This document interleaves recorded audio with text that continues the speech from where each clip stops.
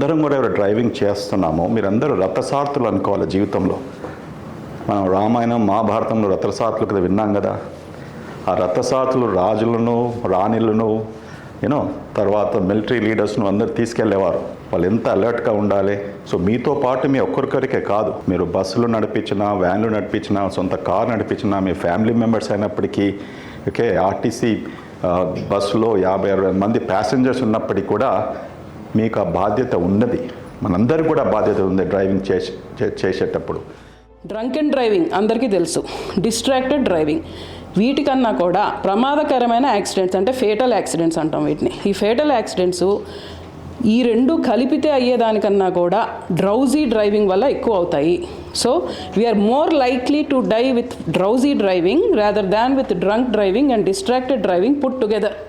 మనకు ఇప్పుడు road traffic యాక్సిడెంట్స్లో 60% మంది బ్రెయిన్ ఇంజరీస్తో ఉంటారు. మొత్తం రోడ్ ట్రాఫిక్ యాక్సిడెంట్స్ అవుతాయి, అందులో 60% బ్రెయిన్ ఇంజరీసే ఉంటాయి. 100 యాక్సిడెంట్స్ అవుతే 60 మంది బ్రెయిన్ ఇంజరీ యాక్సిడెంట్సే ఉంటాయి. అందులో ప్రతి 70 మంది 10,000 యాక్సిడెంట్స్లో చనిపోతున్నారు బ్రెయిన్ ఇంజరీ మూలాన, విచ్ ఈజ్ వెరీ హై. బయట దేశాల్లో కంపేర్ చేస్తే మనం 25% ఎక్కువ ఉన్నాము. అందులో ఆల్కహాల్ ద్వారా 15 నుంచి 20% వరకు ఇంజరీస్ జరుగుతున్నాయి. అందులో ఆల్కహాల్ ద్వారా యాక్సిడెంట్స్ అయిన దాంట్లో 40% మంది చనిపోతున్నారు. So public awareness regarding the road traffic accident has much increased.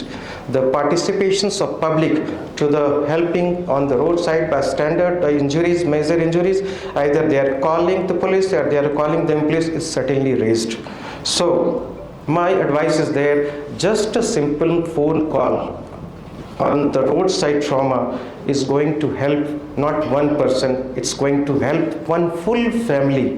So rather than treatment by a neurosurgery to the hospital, I think the roadside assistant and roadside treatment is the first important. Drowsy driving is not only with the alcohol, with the drugs అనుకోండి. ఇప్పుడు BMI increase అవుతుంది, obesity వస్తుంది, over weight అవుతుంది. అప్పుడు కూడా ఏమవుతుందంటే దానివల్ల కూడా నిద్ర ఎక్కువ వస్తూ ఉంటుంది. మనకి బ్రెయిన్కి గ్లూకోజ్ అందపోతే then you will start feeling drowsy. So that is one of the reasons why ఒబిసిటీలో కూడా మనకి ఇట్లా డ్రౌజీ డ్రైవింగ్ అవుతూ ఉంటుంది. So basically not only the alcohol గురించి కూడా కాదు, మీ body weight to be maintain. ఇక డ్రౌజీ అనేది ఎట్లుంటాయనంటే మేము తీసుకునే ప్రికాషన్స్ అంటే డ్రమ్బుల్ స్ట్రిప్స్ అవి పెద్ద హైవేలలో పెడుతుంటాము. ఇక్కడ కొంచెం మెయిన్ రోడ్లలో బైలైన్లలో మేము ఈ డ్రమ్బుల్ స్ట్రిప్స్ అని పెట్టాము. ఎందుకు అని అంటే ఎక్కువ యాక్సిడెంట్లు అయ్యేది మేము స్టడీ చేసింది ఏంటంటే 2 to 6 మధ్యలో డ్రైవింగ్ చేసిన వాళ్ళకు ఈ డ్రౌజీగా ఉంటారు కాబట్టి చేసేది డ్రమ్బుల్ స్ట్రిప్స్ వల్ల దడ్ అనే సౌండ్ రావడం వల్ల కొంచెం వాడికి మేలుకు వచ్చేస్తుంటుంది.